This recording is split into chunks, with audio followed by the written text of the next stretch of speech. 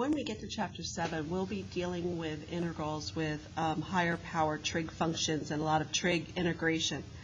But when you're looking at an integration problem and you see the trig functions involved, again, we've studied the derivative of the 6 trig functions: sine, cosine, tangent, secant, cosecant, and cotangent.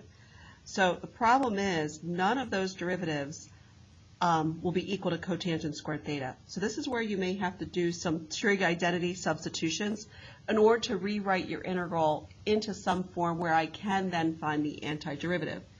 So anytime you see a trig function to the second power, and again, if you think about all your derivative rules, there is no derivative out there that any of our trig functions have a derivative of cotangent squared theta.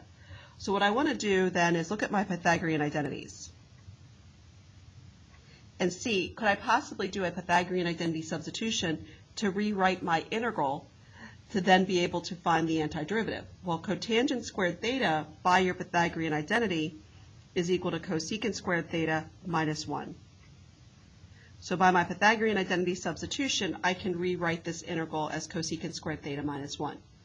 Now, if you look at all of your antiderivatives, there is a function whose derivative of cosecant squared theta, which is your cotangent squared theta.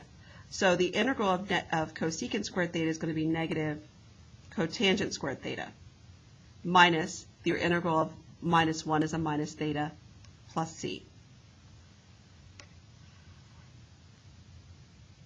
So again, if you differentiate cotangent squared theta, that gives you a negative cosecant squared theta. Okay. So for the next one, again, I have a quotient here. So when you're dealing with these integrals right now, we really do not want to have to deal with trying to integrate a fraction.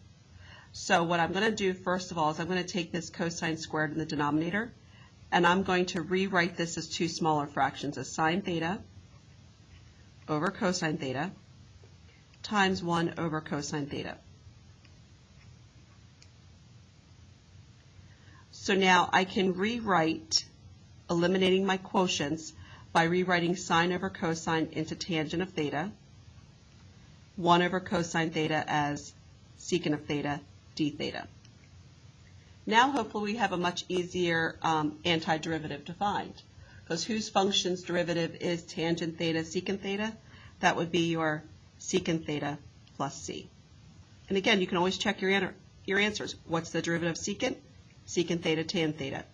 What's the derivative of cotangent squared theta? Negative cosecant squared theta. So those are some ways that you're going to have to deal with the trig involving your integrals.